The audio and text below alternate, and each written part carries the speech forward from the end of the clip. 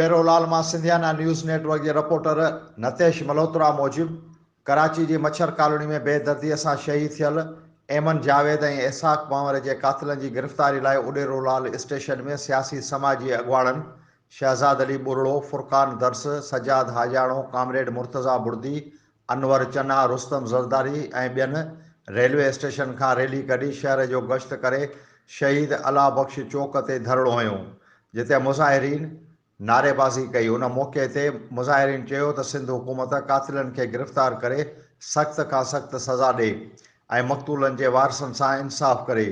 मुज़ाहिरीन वधीक ॻाल्हाईंदे चयो त सिंधी क़ौम हाणे कंहिं बि धारे खे बर्दाश्त न कंदी। सिंध हुकूमत फौरी तौर ते धारियुनि खे सिंध मां निकाली ॾे, न त ॿी सूरत में एहतिजाज जो दाइरो वधायो वेंदो। महिमान आहियूं असां सिंधी माण्हू आहिनि खे मोस्ट वेलकम चवंदा आहियूं।